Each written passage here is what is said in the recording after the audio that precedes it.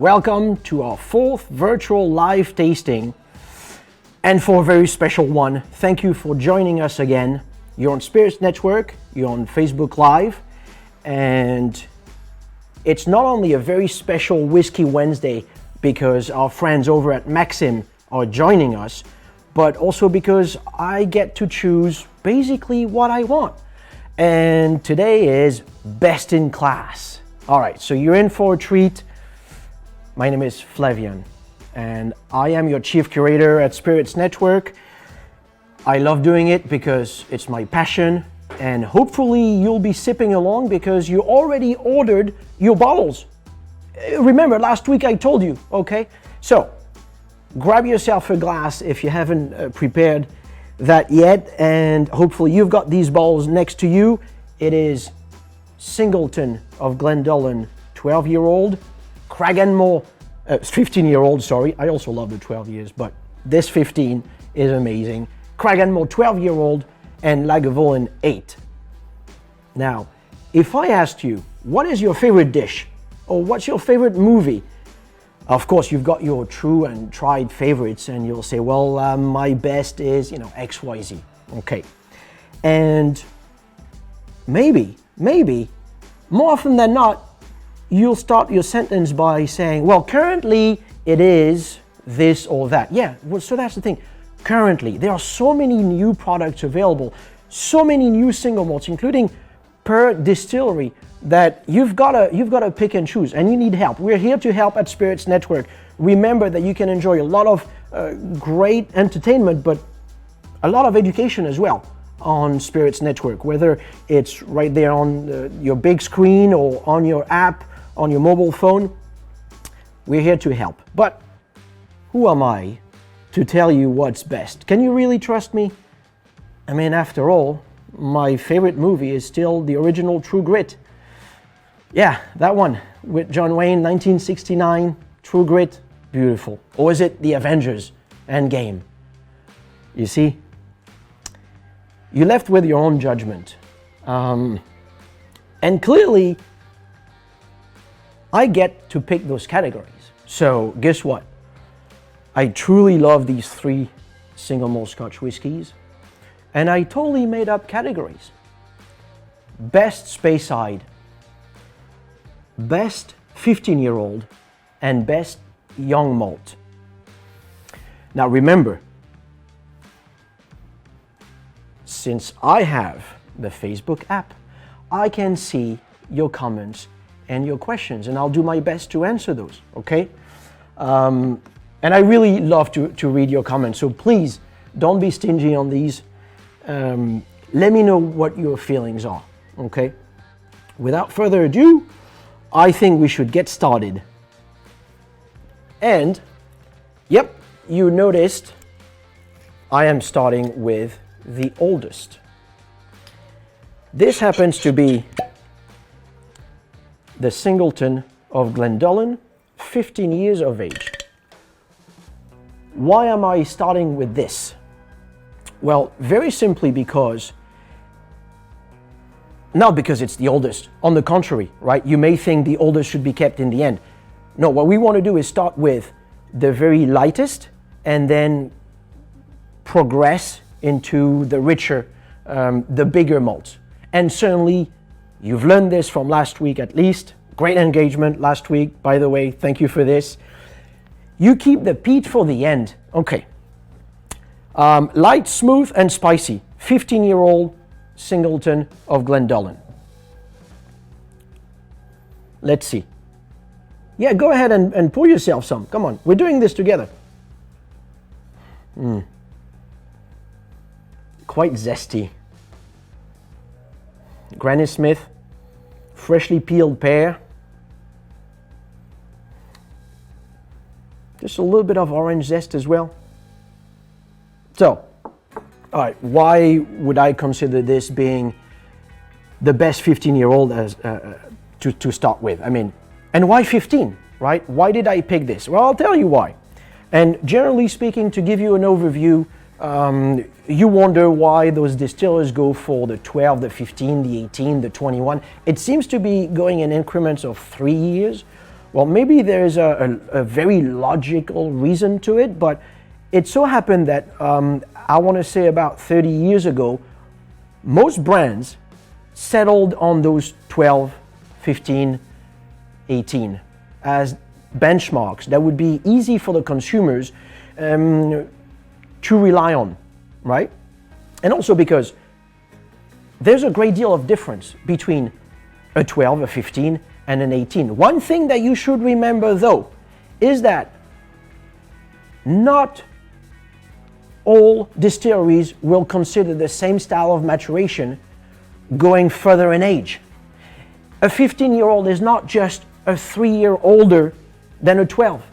And the 18 is not exactly, 3 plus 3, 6, yes, 6 years older than the 12. It's not just that, because normally there are different styles of maturation, okay? Keep that in mind. You cannot judge those whiskeys with the same frame of thinking, okay? Now, it's a good scale of comparison for us consumers, 12, 15, 18. But what I really like about that 15-year-old mark is that it's really in between. Okay, well, sure. Think about the 12-year-old as something to play with. It's your everyday malt. Think about your 18-year-old for the moment where you've got that undivided attention to the malt, when you can really enjoy its richness. The 15-year-old will be right there in the middle as something a malt that keeps the versatility of the youth of a 12-year-old. And remember, those 12-year-olds, you're having them with ice, you add water to it, you use them for highballs, they're the base for cocktails. And the 18-year-old, well, they're more accomplished and you're a bit more in a contemplation mood, right? So the 15-year-old will normally give you the versatility. By the way, this calls for the base of a cocktail. I mean, and I would certainly not be ashamed of doing so. I would not give you any trouble for doing so either. And I know it won a double gold recently. I think it really deserves it. So you're right there between 12 and 18, and it's affordable. It's complex, maybe not as complex as the 18, but certainly a lot more complex than the 12. All right. If you haven't done so, and it's nice of you to wait for me, let's go ahead and start our sipping session. And no, I'm not adding water, I'm not adding ice, I'm just having it neat because that's the way I like it. Doesn't have to be your way.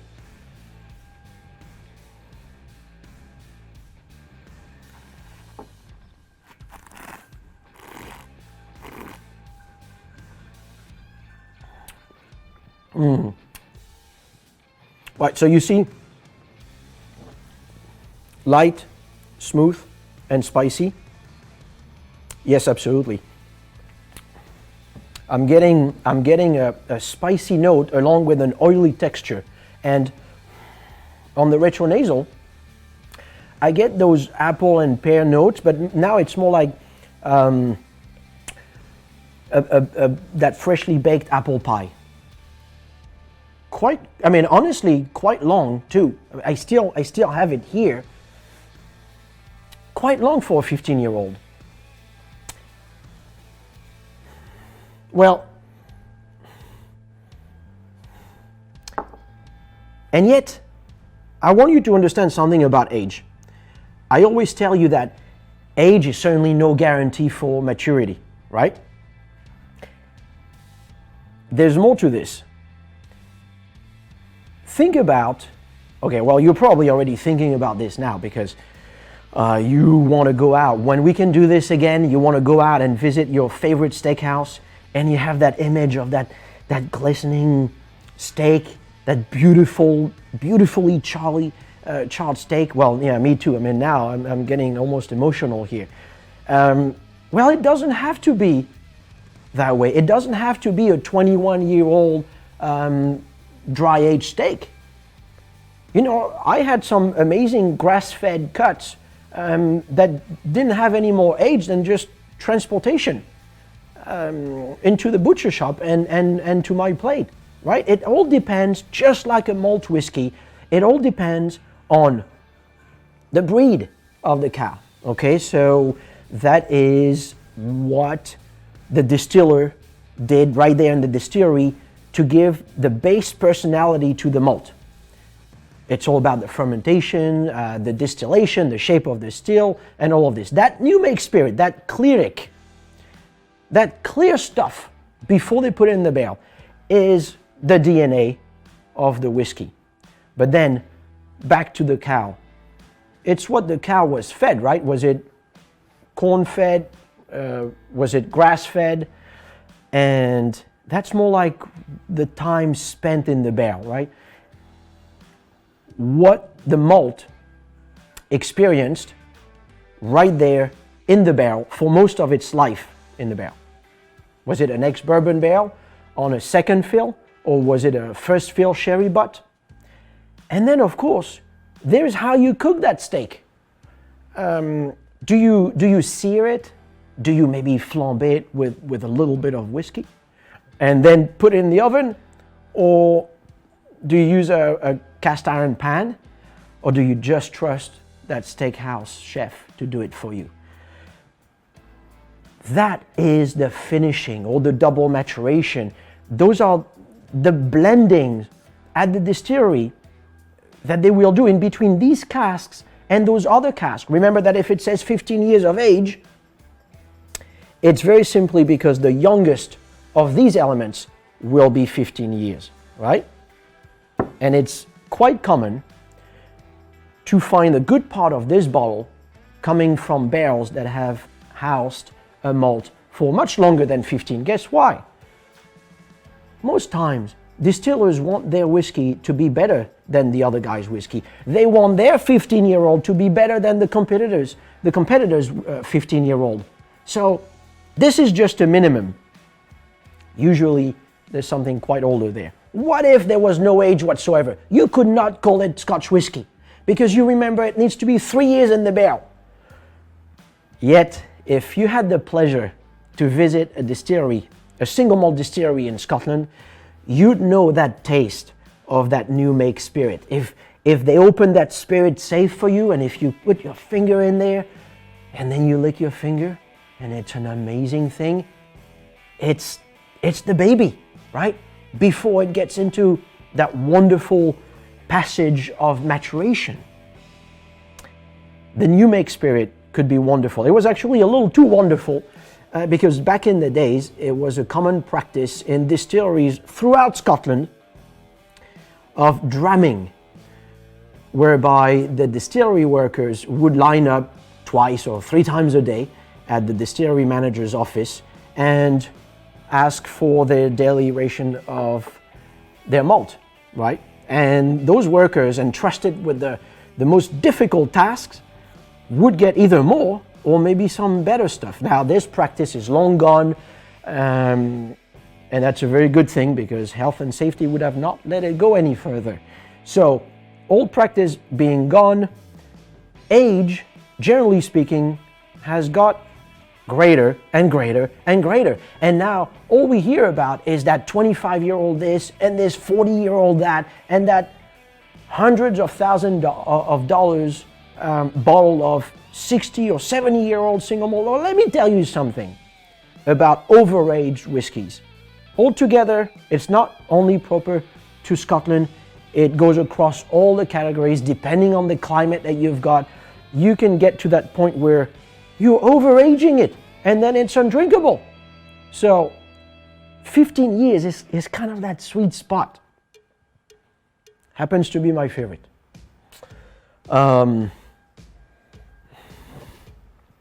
Let's see, what else should you know about this? Well, again, versatility, sweet spot, just perfect to me. Let me see what you're saying. Yeah, you love that steak and whiskey talk. I mean, it makes so much sense to me. It's just whiskey is. It's like, to me, it's like another food. And, I don't want to take this too far, but when you do pay attention, when you drink responsibly, when you drink small amounts, you make it count. and you pay more attention to the flavors and the aromas of the whiskey. Let's see. Yes, Sally, you prefer single to 12 for cocktails. It makes a lot of sense. You see, it depends on the cocktail you make, right? If you make a cocktail with, say, hibiscus syrup, or if you use lavender, or cranberry juice, or lime juice, well then, maybe you just need to use that Glendullan 12, that Singleton 12-year-old, because it will be a great base, but the complexity of the 15 will not be ruined. But if you're using no more than 3 ingredients, and say just a little bit of orange juice, or a little bit of pear syrup, then that Glendullan Singleton 15-year-old to me is ideal. Let's see. Overaged whiskeys, way too many. I mean, sometimes you look at that bottle and it looks super dark, or you're missing this much in the neck, and you're like, wow, this is old. I should definitely get it. First of all, it doesn't really age, although we'll talk about this in another episode. It doesn't really age anymore once it's bottled, but because it was released in the 1960s, doesn't make it a 15-year-old plus 60 years, right? You can't just add those. What's the difference between the Singleton 15 and the 18? Well, it is mostly age in this case. There's not a great deal of difference in terms of maturation, just only a little bit more of the sherry butts involved on the 18-year-old. Let's see. Hi, John.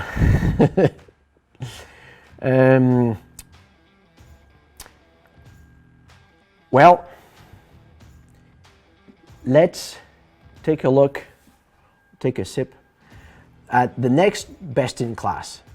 And because, I mean, look, it is hump day. You've made it through half of the week. You need to reward yourself. You've been homeschooling, you've been working hard, you've been cooking a lot. We know a lot about this. Don't forget to involve your very favorite single malt so that you can do some pairings, right? And if you're using a Scotch whiskey in your cooking, then make sure it's not an amazing Scotch whiskey when you're gonna lose the flavors in the cooking. But there are a few tricks, right?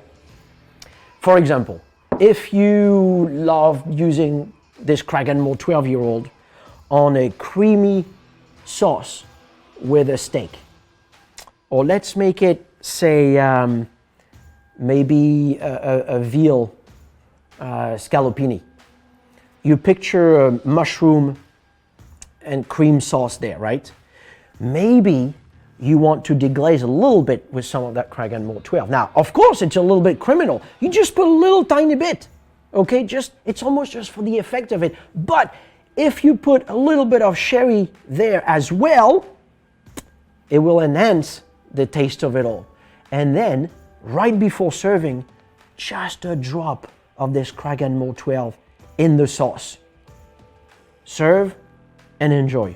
It will be beautiful. But I'm talking too much already, because I want to have what I consider currently being my best Speyside. And it's Cragganmore 12 years of age. I mean, look, I think I remember seeing this bottle for like, I don't know, 30 years. As long as I remember, as long as I can remember, it's been around, right? To me, this has been the most reliable, available everywhere, arguably at an amazing price, 12-year-old out there. It's that simple. It happens to be in Speyside, and this is my take on Speyside. To some of you, it might be a little too exuberant, maybe a little too rich to be a Speysider, but because Speyside right now doesn't really have one clear identity. Back in the days, it would be soft and round, generally speaking, right? and with nutty notes, but not nutty notes like you'd get from the Campbelltown malts, right? Oh, all right. Hello. I like this. I picked leather and creme brulee all together on the nose. It's quite malty. Banana bread.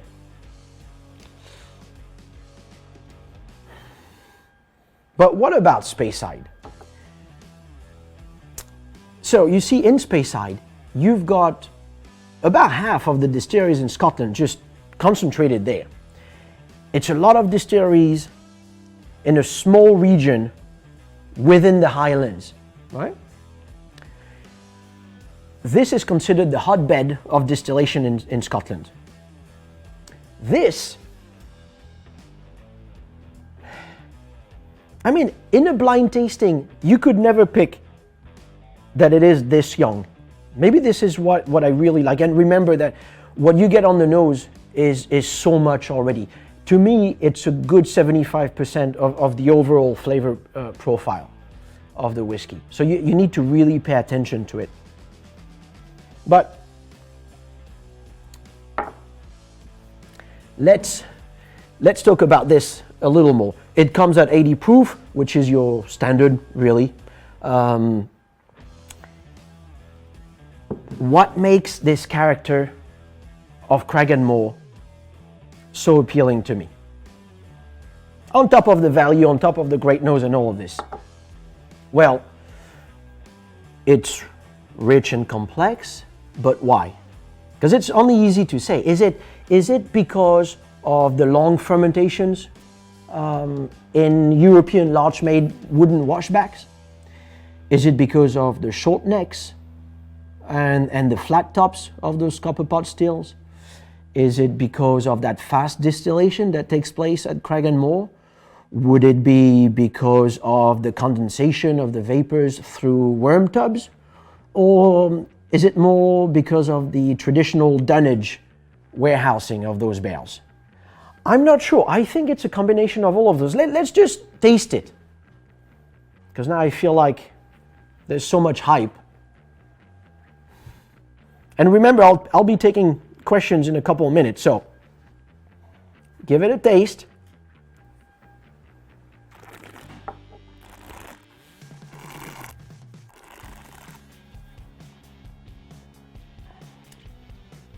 Okay, I think I got the answer.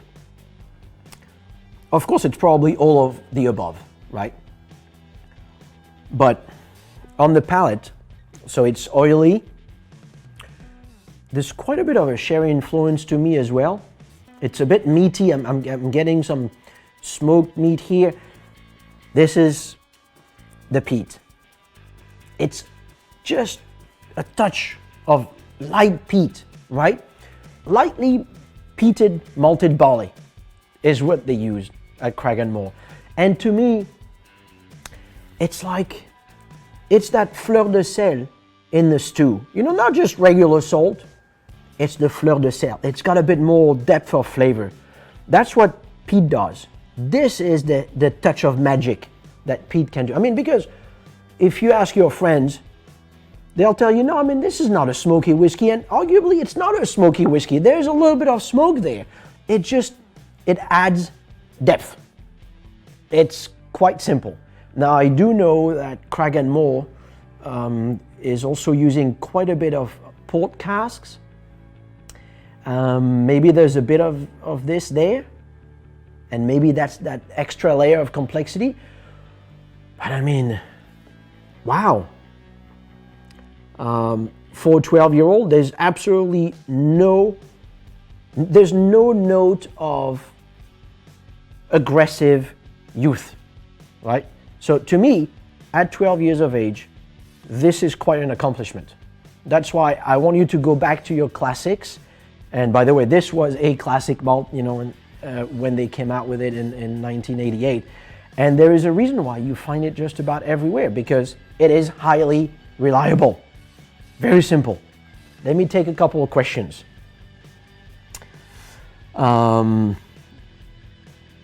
Hi guys, John here. Welcome, John. Thank you for joining us, along with all of our friends from Maxim. Thank you for joining us on this Whiskey Wednesday. Let's see what we got here. For whiskey and steak pairing, are you looking for more flavor or fat? Oh, that's a great question. I mean, look, this is not a cooking class, but I've got a passion for both whiskey and cooking. So you're getting me there. You know that the fat is going to give you the flavors. So is peat the fat? Is the sherry butt the fat? Is the long fermentation the fat in the whiskey? I'm not sure, but I'm looking for that extra layer of complexity. Yes, and when you've got the fat in that steak, you're getting that complexity, you're getting that richness. I want to fight for the fat. Okay, let's not get too carried away here.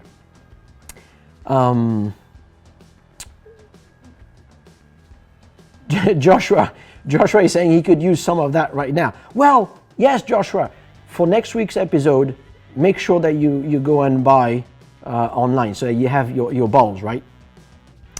Very leathery, totally agreed. That was my very first note on the nose. Cragganmore Distillers Edition is one of your favorites. Yes, I know, I cannot always find it. That's the thing. It's one of my favorites too. It's somewhat of a departure from the otherwise regular double maturation of these malts in sherry butt. This one is using port cask, and I think it really fits the Cragganmore DNA, and I cannot find it all the time. Certainly one thing that we've got to tell these guys to increase the production on. Yeah, all right. So you guys understand that it's not all about just the malt itself with its price tag. It's everything else. Now I know you can't just buy a million malts so that you can just choose only once you've purchased them all, which is your favorite. But that's why we're here to help. So make sure you tune in and keep on tasting along, right? I'm going back to the first one, and it's more honey and vanilla now. So I'm on the Singleton 15-year-old.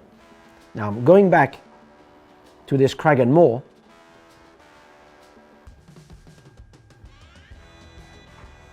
I'm getting the same malty notes as usual.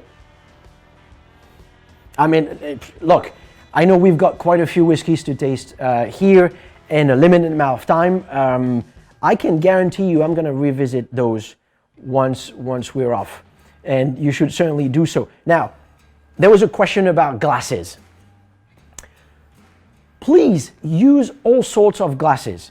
Try your wine glasses, try your rocks glass, try your tulip-shaped glasses, try all of those and see what is best for you. Because I can only tell you that this is best for us, and those were specific to Spirits Network, but it's really what's important to you that counts. Okay.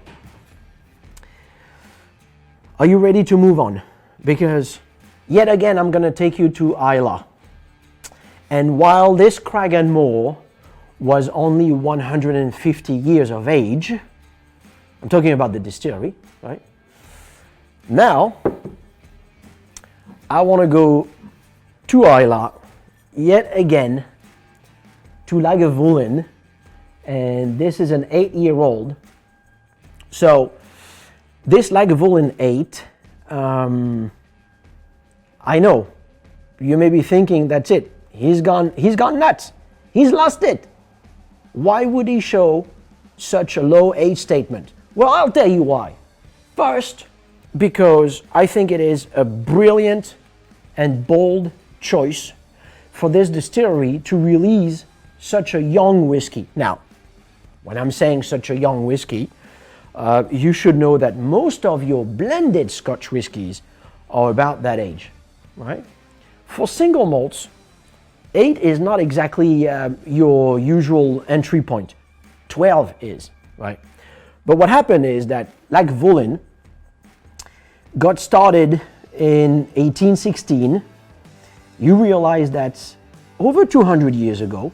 And just about 4 years ago, when the distillery turned 200, an official 200 years of age, it released this 8-year-old. It was just to celebrate the 200th anniversary, okay?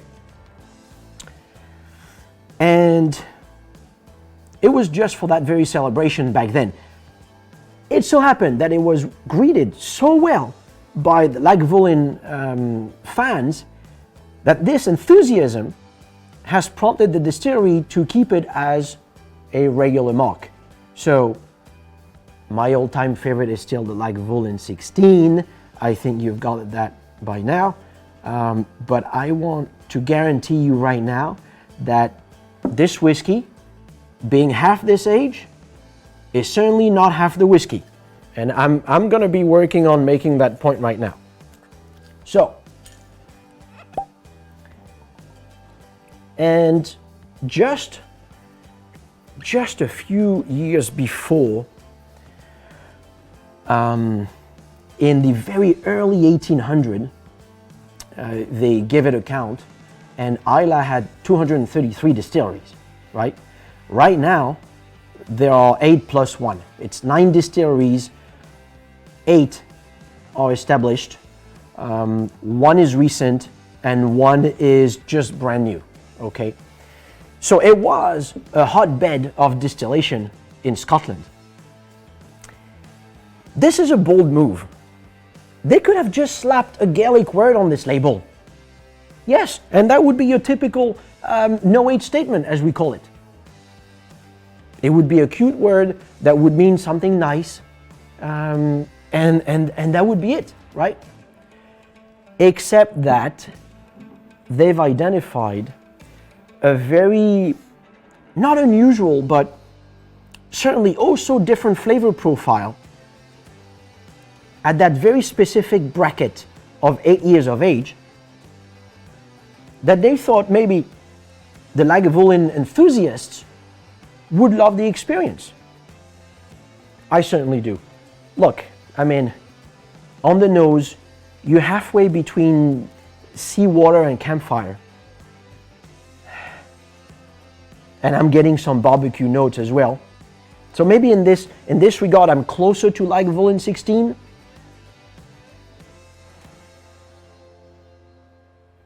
And there's something a little bit medicinal to it as well. All right, well, it's 8 years of age.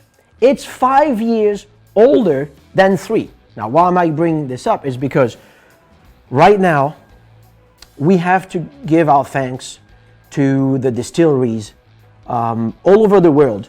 Most of them are making, well, guess what? Hand sanitizers. Yes. And if we go back a little bit over 100 years ago, the distilleries were fighting for something completely different. They were fighting to be able to make whiskey because of this worldwide movement of temperance that led us to prohibition here and in many other countries throughout the world, was getting stronger and stronger in UK. And the distillers got themselves together with this argument, very simple and efficient argument. They told the government, look, people are maybe drinking to an excess because they're not of the whiskey itself, but because it's not aged, it's young. So it's not good enough. Why don't we try to make it better by maturing it? And that's what they did. So let's give it another whiff. Oh, and by the way, I really want you to send your pictures. I want to see you enjoying this along with me. Send your pictures on Facebook, okay? Thank you. All right. And it's changing already. I really want to taste it, but bear with me. We'll be there in just a minute. Back to 1915 and what we call the Immature Spirits Act. This was the government saying, all right, distillers, let's try to do that. So let's impose a 2 years of maturation minimum to be able to sell that whiskey. And a year later, they turned it into a 3-year requirement. Since then, since 1916, it's been 3 years minimum. Back then, it was only in barrels. Since then, the requirement for oak was added, right, in the 1980s. But it would have been from any wood back then. Let's taste it. Let's taste it together.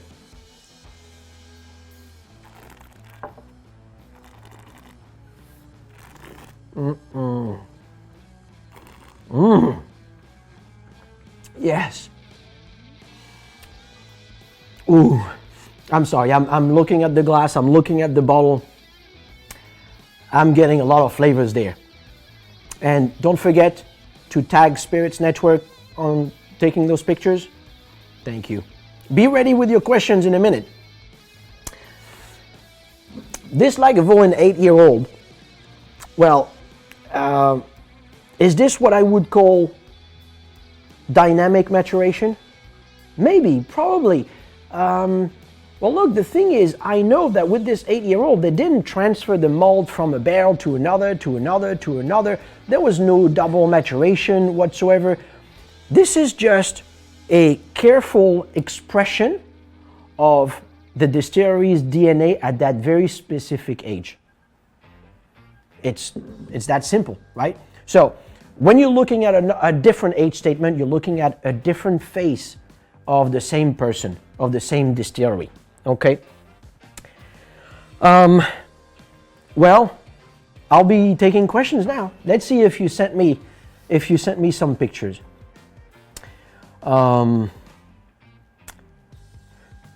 Let's see.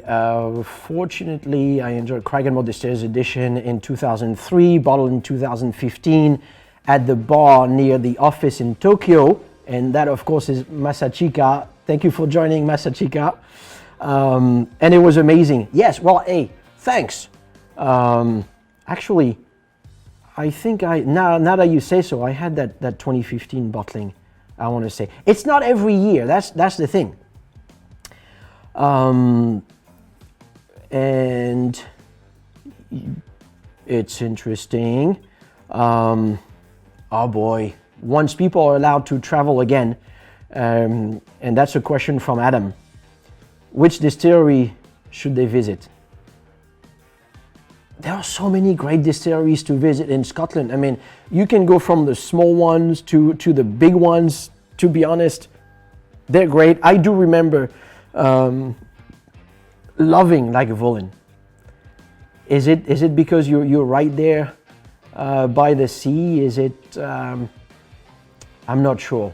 It was just a great experience. Everybody there was amazing, and generally speaking, kudos to the women and the men at Lagavulin Distillery for making such a wonderful product and staying true to themselves, because this bold move of slapping an 8 years as a statement on the label, you know you have it good, and this is a great strength. Let's see. Sally, for you it's peaty. Yes, all right, well, and then for others it would be smoky. Well, let me tell you. What if you have both smoky notes and peaty notes? What if it's that barbecue and if it's also that medicinal note? If it's peaty and smoky, why isn't it just smeaky? That's it. I made it up. It's smeaky. So let's have some smeaky whiskey.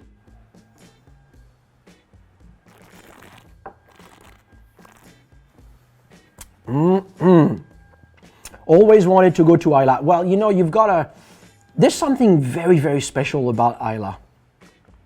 To me, it's a bit of a magical island because, of course, you can visit a couple of distilleries a day. And you see those sheep just wandering around. You have to stop the car every 5 minutes just to let them through. You see amazing herds of cows here and there, heather everywhere, pheasants everywhere. It's absolutely beautiful and green. I haven't seen too many trees, but Mother Nature is absolutely amazing there. Great oysters are to be found on Lac Renard over there, and I'm probably not pronouncing it right, but they were absolutely fantastic. Now, you've got to tune in to next week's Whiskey Wednesday because I've got something really special for you. This concludes our tasting for this week's Whiskey Wednesday. I hope you enjoyed it. Certainly, thank you so much for allowing me to come into your home and share my passion for Scotch whiskey with you, and especially those malt whiskeys. Remember one thing, since it is highly subjective, your favorite is your favorite. It doesn't have to be your friend's favorite. You don't even have to try to understand your friend's favorite. It's yours. This is one thing that we can fully own. Our favorite whiskey. When everything else might just be falling apart. We have our favorite whiskey. So, thanks again, and again, a great welcome to this series to our Maxim friends. I really love it. Spirits Network is here for you. We have a bottle membership. You know that monthly membership that you get where I pick a bottle for you and you'll receive it right there in your home? I don't have to tell you that we've got lots of programming. You can just, with your phone or with your smart TV remote, select your favorite program and just go ahead and watch and watch and watch again. Remember that you're tired of Netflix and Hulu and you just want to watch Spirits Network offerings right now? Yes, absolutely. Maxim, be with me next week as we go through another beautiful trio of whiskeys. Hear me out. I'll be telling you how Scotch whiskey gets its flavors. Yes, where do you get the fruity aromas from? And what about that silky texture? Nutty flavors, anyone? I'll tell you where it all comes from. And we'll be having Dalwhinnie 15, Kleinlich 14, and naturally, the amazing Mortlach 16 years of age. Remember to use the WWVIP code for a free yearly Explorer membership. Until then, and as usual, drink better, not more. Stay with us, stay tuned, drink responsibly. Cheers. Thank you so much. See you next week on Whiskey Wednesday.